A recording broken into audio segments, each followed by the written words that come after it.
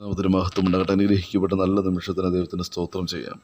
ഇന്നത്തെ വചനചിന്ത, മനുഷ്യർ കാണുന്നത് പോലെയല്ല ദൈവം കാണുന്നത്.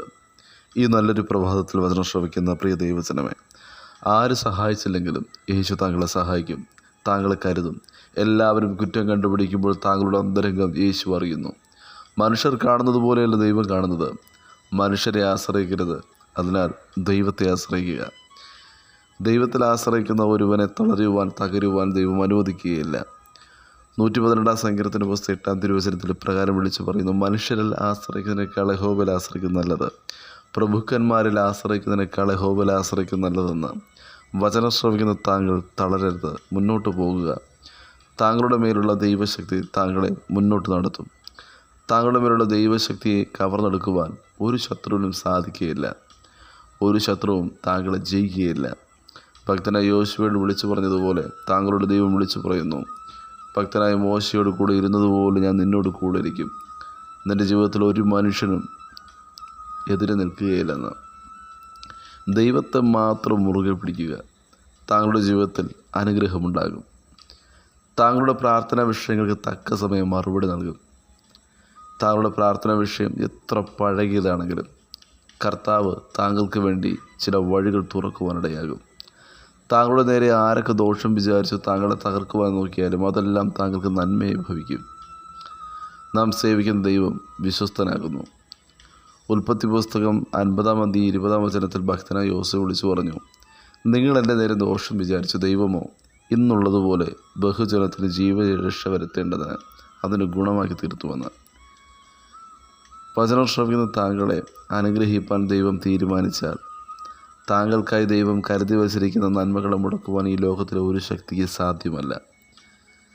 കല്ലറയുടെ ഉറപ്പിനും പടയാളികളുടെ കാവലിനും യേശുവിൻ്റെ ഉയർപ്പിനെ തടയുവാൻ സാധിച്ചില്ലെങ്കിൽ, താങ്കൾക്ക് വേണ്ടുന്ന അനുഗ്രഹത്തെ തടയുവാൻ ഒരു ശക്തിക്ക് സാധ്യമല്ല. താങ്കൾ 4 നാളായി പ്രാർത്ഥിച്ചു കൊണ്ടിരിക്കുന്ന വിഷയങ്ങൾക്ക് ദൈവം മറുപടി നൽകി താങ്കളെ മാനിക്കും.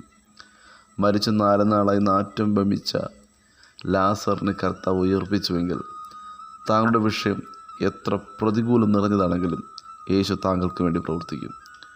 139 സങ്കീർത്തന പുസ്തകം 5 തിരുവചനം വായിക്കുമ്പോൾ, മുൻപിലും പിൻപിലും അവിടെ നിന്ന് താങ്കൾക്കായി കാവൽ നിൽക്കുന്നു. ദൈവകരം താങ്കളുടെ മേലുണ്ട്. ദൈവകരം താങ്കളുടെ മേലുണ്ടെന്ന വാഗ്ദത്തം താങ്കളുടെ മുന്നോട്ട് നടത്തും. ആകയാൽ വിശ്വസിച്ച് പ്രാർത്ഥിക്കണം. താങ്കൾ കടന്നു പോകുന്ന അവസ്ഥയ്ക്ക് മാറ്റം വരുത്തുവാൻ ഈ ലോകത്തിലെ ഒരേ ഒരു ശക്തിക്ക് കഴിയത്തുള്ളൂ.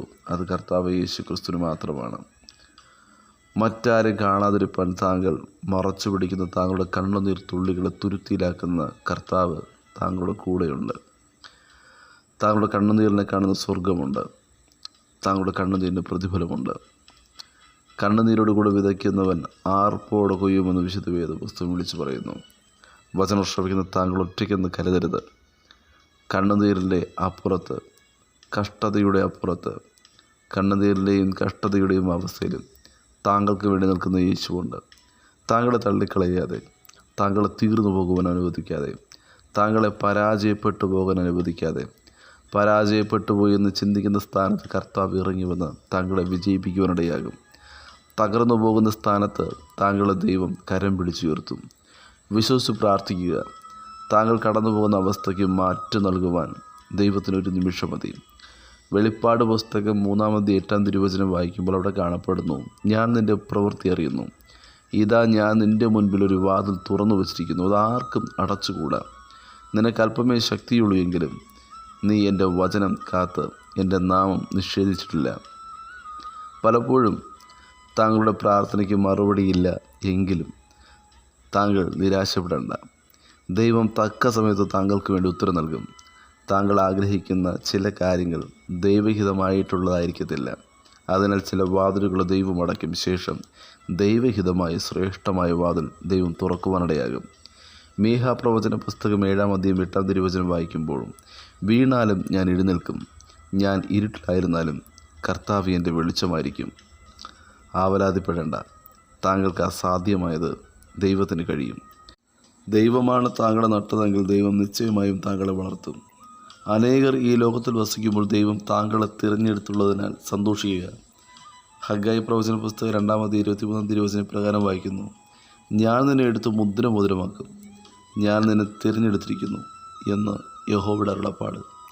വചനം ശ്രവിക്കുന്ന പ്രിയ ദൈവജനമേ, താങ്കളെക്കാൾ ശ്രേഷ്ഠനായി അനേകരുണ്ടായിരുന്നപ്പോൾ താങ്കളെ തിരഞ്ഞെടുത്ത് ഒരു മോതിരമാക്കുവാൻ ദൈവം പദ്ധതിയിട്ടിട്ടുണ്ടെങ്കിൽ, താങ്കളെ കാണുന്ന ദൈവമുണ്ട്. മനുഷ്യർ കാണുന്നത് പോലെയല്ല ദൈവം വചനം ശ്രവിക്കുന്ന താങ്കളെ കാണപ്പെടുന്നത്.